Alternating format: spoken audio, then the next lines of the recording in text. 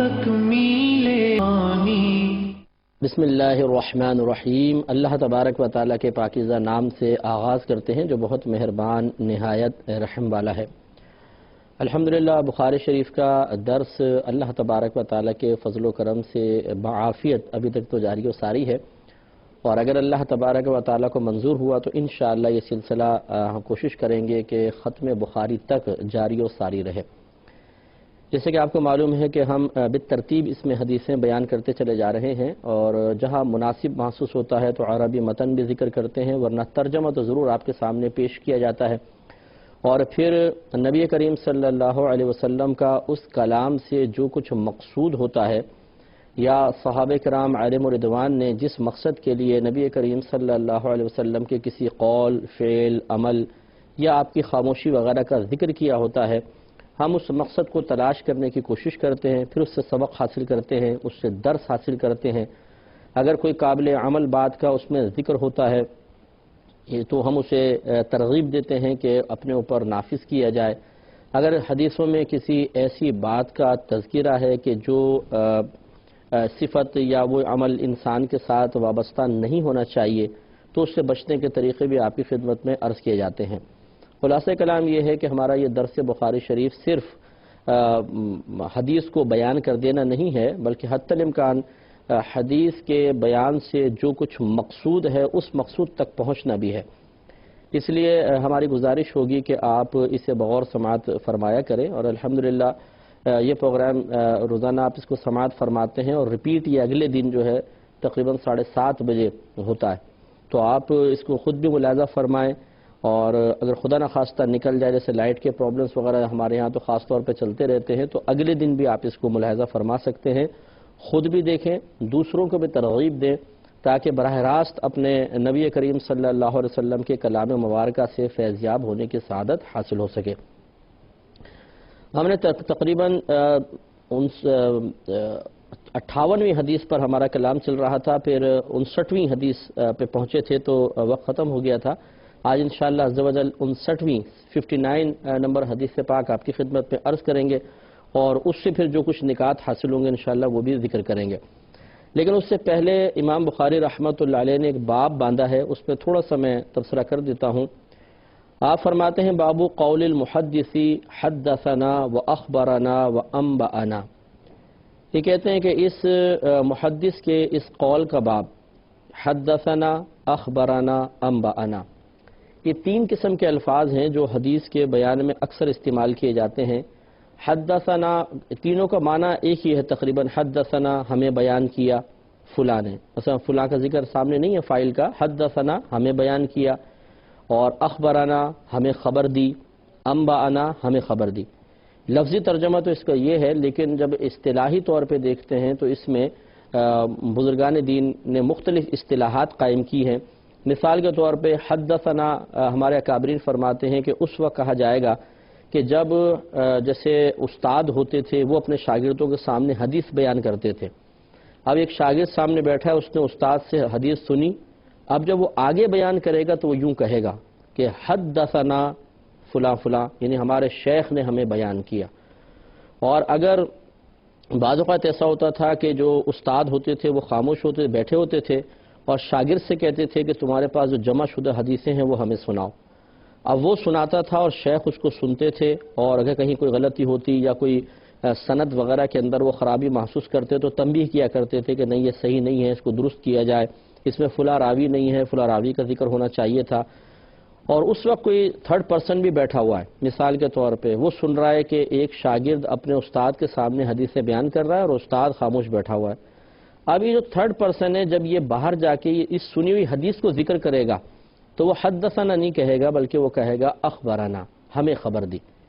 اب تھوڑا سا دیکھیں اصطلاح تبدیل ہو گئی کہ خود شیخ یعنی استاد بیان کرے تو اس کو جب آگے ایک شخص سن کر بیان کرے گا تو حدثنا، اور اگر کوئی شخص شیخ سے نہ سنے بلکہ ان کے شاگرد سے سنے جبکہ شیخ سن رہے تھے سامنے بیٹھ کے، اب وہ اس بات کو باہر بیان کرے گا تو اخبرنا کے ساتھ ہوگا۔ اور تیسرا انبأنا ہوتا ہے، یہ اس وقت ہوتا ہے کہ جب یہ اکثر ایسا ہوتا ہے کہ شیخ روایت حدیث کی اجازت دے دیتے ہیں۔ مثال کے طور پہ ایک شاگرد ہے، نہ وہ پڑھ رہا ہے نہ شیخ سن رہے ہیں، بس وہ آیا، شیخ نے کہا کہ میں تمہیں اجازت دیتا ہوں کہ فلاں فلاں جو حدیثیں ہیں ان کو تم آگے روایت کر سکتے ہو۔ تو اب اگر وہ جا کے اس کو باہر کسی کو بیان کرے گا تو وہ انبأنا کے لفظ کے ساتھ ذکر کرتا ہے۔ تو یہ اپنی اصطلاحات ہوتی ہیں، یہ نہیں ہے کہ اگر یہ لفظ ہوں گے تو ضرور اس کا یہی مفہوم ہوگا، جیسے کہ امام بخاری رحمۃ اللہ علیہ نے خود آگے بیان فرمایا وقال لنا الحمیدی، اور ہمارے لیے حمیدی رحمۃ اللہ علیہ نے ذکر کیا ہے کہ کانا عند ابی عیینہ، کہ حضرت ابو عیینہ رضی اللہ تعالی عنہ کے نزدیک حدثنا و اخبرنا و انبأنا و سمعت واحدا، کہ ان کے نزدیک یہ حدثنا بولو یا اخبرنا بولو، انبأنا بولو، یا کوئی راوی یہ کہے کہ سمعت میں نے فلاں سے سنا، واحد، یہ سب کے سب برابر ہیں۔ تو اس لیے معلوم یہ ہوا کہ یہ اپنی اپنی اصطلاحات ہوتی ہیں کہ بعض اوقات ایک شخص فرق کرنے کے لیے، کہ مثال کے طور پہ اب یوں بیان کیا جاتا ہے کہ ہم نے شیخ سے سنا، اتنا لمبا کہتے تو خالی حدثنا کہہ دیا تو اس سے پتہ چل گیا جی شیخ نے بیان کیا ہوگا، انہوں نے سنا ہوگا۔ تو اس طریقے سے بعض اوقات آسانی حاصل کرنے کے لیے، بات کو مختصر کرنے کے لیے اصطلاحات وضع کر لی جاتی ہیں، یعنی الفاظ کے لغوی معانی کچھ اور ہوتے ہیں لیکن وہ اپنے فن اور اپنی فیلڈ کے اعتبار سے اس کے کچھ اور معنی متعین کر لیتے ہیں، کلام کو مختصر کرنے کے لیے، یہ سمجھانے والے کی یا سمجھنے والے کی آسانی کے لیے۔ اس کے تحت جو ہے آگے کئی حدیثوں کے چھوٹے چھوٹے ٹکڑے لے کر آئے ہیں امام بخاری رحمۃ اللہ علیہ، اور اس بات کے ثبوت میں کہ صحابہ کرام علیہم الرضوان نے بھی یہ الفاظ ذکر کیے ہیں کہ کبھی نبی کریم صلی اللہ علیہ وسلم بیان فرماتے تھے تو وہ کہا کرتے تھے حدثنا،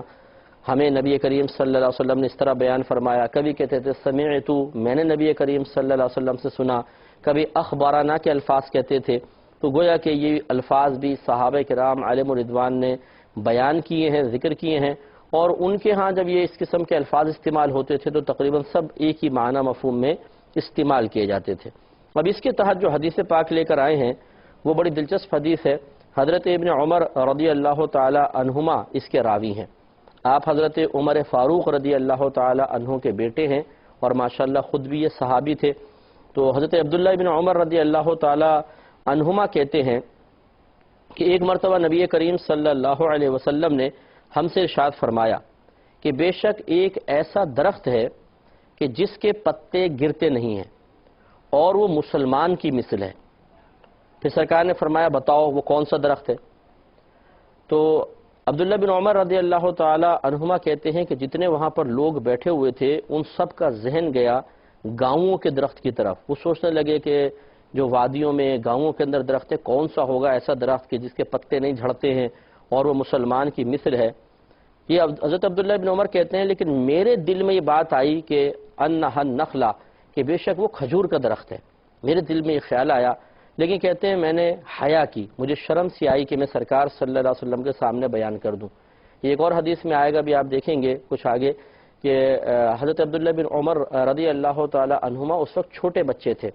سرکار کی محفل میں بیٹھے ہوئے تھے، بڑے بڑے صحابہ بیٹھے ہوئے تھے عمر کے لحاظ سے۔ تو یہ کہتے ہیں کہ میرا ذہن تو فوراً اس طرف چلا گیا کہ ضرور سرکار صلی اللہ علیہ وسلم کھجور کے درخت کے بارے میں کلام فرما رہے ہیں، لیکن میں بولا اس لیے نہیں کہ مجھے شرم آئی کہ میں اتنے بڑے بڑے صحابہ کے سامنے سرکار کی خدمت میں یہ جواب عرض کروں، تو میں خاموش رہا۔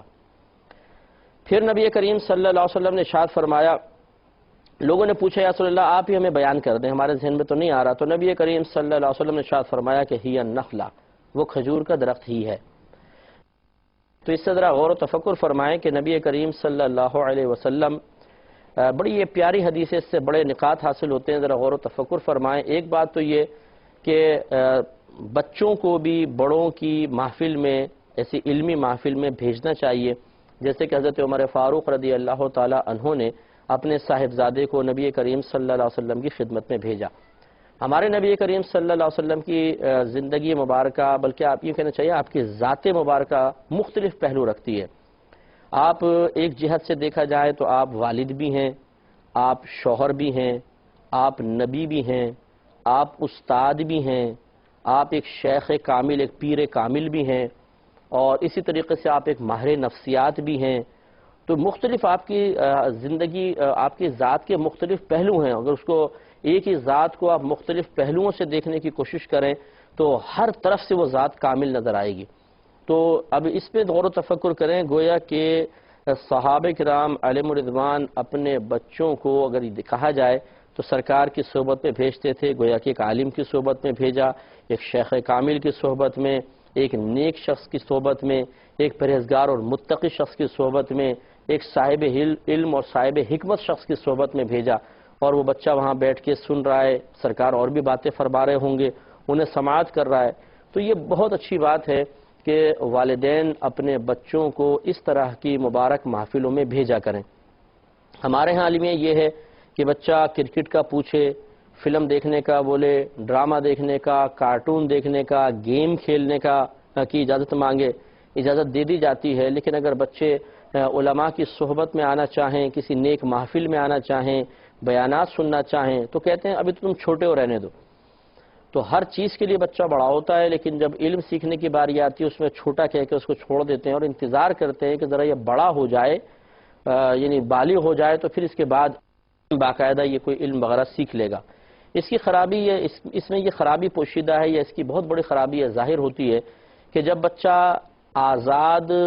طبیعت ہو جاتا ہے، آزادی پسند ہو جاتا ہے، علم سے دوری اور بے رغبتی اس کے قلب میں رچ بس جاتی ہے، تو پھر بعض اوقات بہت مشکل ہو جاتا ہے کہ وہ بڑا ہو جانے کے بعد پھر اپنی عادت کو تبدیل کرے اور علماء کی صحبت میں بیٹھ کر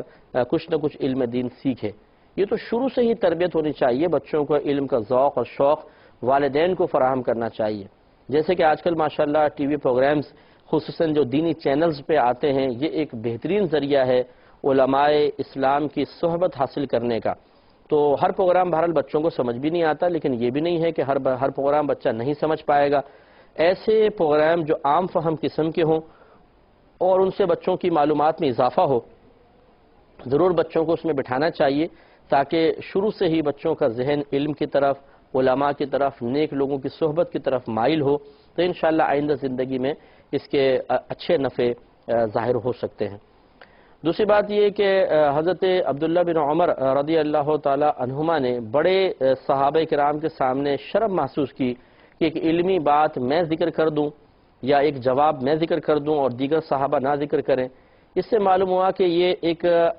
اچھی صفت ہے، یہ تربیت دیکھیں اس سے ظاہر ہوتی ہے کہ یقیناً حضرت عمر فاروق رضی اللہ تعالی عنہ وغیرہ کی طرف سے آداب سکھائے گئے تھے،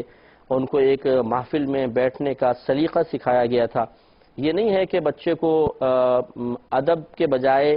ادب سکھانے کے بجائے خوف اور ڈر میں مبتلا کر دیا جائے، یہ صحیح نہیں ہے۔ جیسے بعض والدین جب کسی مہمان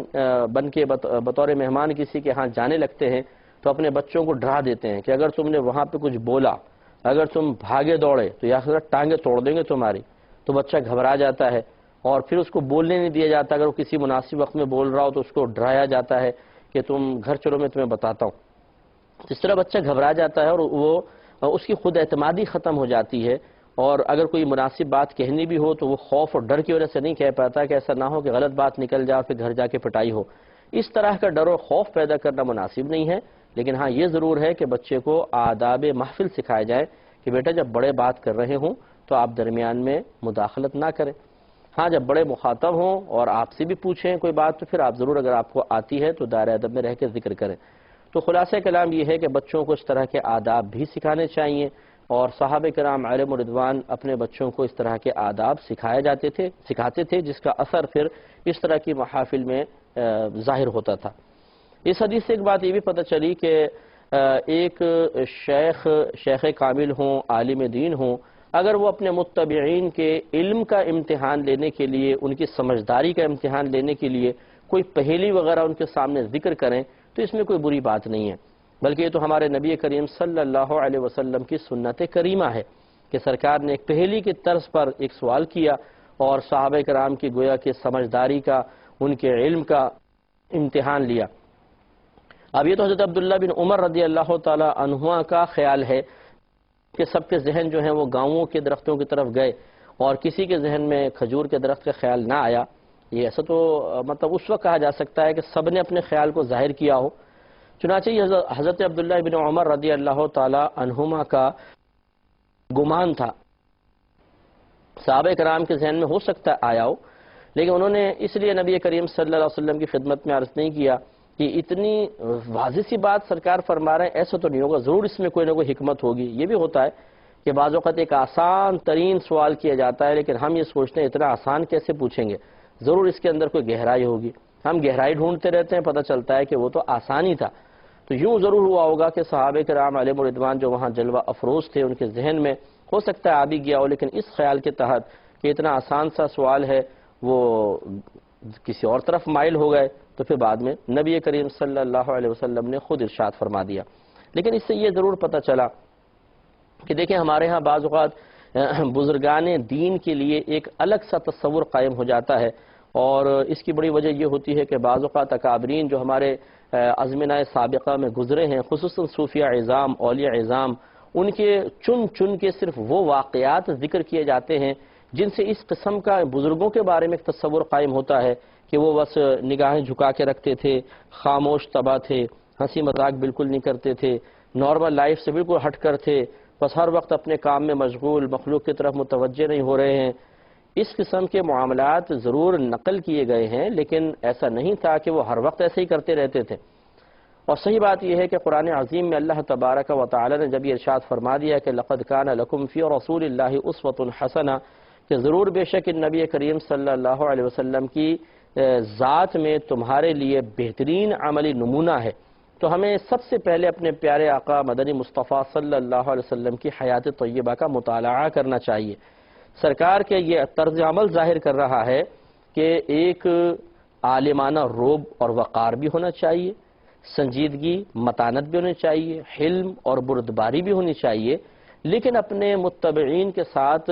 مسلسل ایسا رویہ رکھنا کہ وہ ڈرتے ہی رہیں، خوف میں مبتلا رہیں، اور ہر وقت یہ گمان کریں کہ ذرا بھی کوئی حرکت بھی ہو گئی تو شاید ایمان ضائع ہو جائے گا، اتنی بڑی گستاخی مارز وجود میں آ جائے گی۔ ایسی بات مناسب نہیں ہے۔ تو سرکار صلی اللہ علیہ وسلم بعض اوقات اپنے صحابہ کے ساتھ اس قسم کے معاملات بھی کرتے تھے کہ ان کے دل میں ایک جو بالفرض اگر روب بہت زیادہ طاری ہو کر ان کو بہت ہی زیادہ خوف میں مبتلا کر رہا ہو تو وہ آہستہ سے تھوڑا تھوڑا کم ہوتا تھا، اور سرکار صلی اللہ علیہ وسلم سے وہ بہت زیادہ پھر مانوس ہوتے تھے اور زیادہ آپ کے قریب آتے تھے، اور یہ آنے والوں کے لیے گویا کہ سرکار صلی اللہ علیہ وسلم نے ایک طرز عمل رول ماڈل کے طور پہ پیش کر دیا کہ آپ بھی یعنی گویا کہ ایک عالم کے لیے، ایک شیخ کے لیے، ایک استاد کے لیے یہ ایک ادب سکھا دیا سرکار نے کہ ہر وقت منہ بنا کے مت رہو، ہر وقت چہرے پہ جلال کے آثار نہیں ہونے چاہیے، ہر وقت اپنے متبعین کو جھڑکنے کی کوشش نہ کرو، بلکہ کبھی کبھی ان کے ساتھ تھوڑا سا مزاح بھی ہونا چاہیے، تھوڑا عام فطری طور پہ جیسے عام نارمل ایک ماحول ہوتا ہے کہ کویسچن ہو رہے ہیں، پہیلیاں ہو رہی ہیں، جواب ہو رہے ہیں، اس قسم کے معاملات بھی ہونے چاہیے تاکہ ایک ان کی طبیعتوں میں گھٹن پیدا نہ ہو اور وہ ان کے ذہن خشکی کا شکار نہ ہو جائیں، تراوٹ رہے، نشاط رہے۔ تو اس سے تراوٹ اور طبیعت میں نشاط کی وجہ سے پھر انسان کے اندر ایک روحانی مزید قوت اور طاقت پیدا ہوتی ہے، اور اس کی دماغی طاقت جو ہے وہ بڑھتی ہے، دماغی صلاحیتیں بڑھتی ہیں، اور خصوصاً انسان کی ذہنی جو تعمیری صلاحیتیں ہیں وہ متاثر نہیں ہوتی، ورنہ ڈر، خوف اور کسی کی صحبت کا بھیجا خوف جو ہوتا ہے یہ عموماً انسان کی ذہنی تعمیری صلاحیتوں کو بے حد متاثر کر دیتا ہے اور یہ نقصان کا باعث ہوتا ہے۔ اب آپ غور فرمائیں، اس ماحول میں ذرا چلے جائیے، صحابہ کرام بیٹھے ہیں اور سرکار ایک پہلی پوچھ رہے ہیں کہ بتاؤ ایک ایسا درخت ہے اس کے پتے نہیں گرتے ہیں اور مسلمان کی مثل ہے، بتاؤ کیا ہوگا؟ اب کتنا پیارا ایک عجیب ماحول ہے، ایک دوستانہ سا ماحول ہے، ایک پیارا سا ماحول ہے۔ ایسا ہی ماحول ہمیں بھی بنانا چاہیے کہ وقار بھی قائم رہے اور ایک دوستانہ سا ماحول رہ کر درمیان کی اجنبیت ہٹ کر طبیعتیں مائل ہوں، ایک دوسرے سے موافقت اختیار کریں تاکہ دین کا کام کرنے کرانے میں آسانی ہو۔ اللہ تعالی ہمیں بھی اس کو سمجھنے کی توفیق عطا فرمائے، آمین۔ وآخر دعوانا ان الحمدللہ رب العالمین۔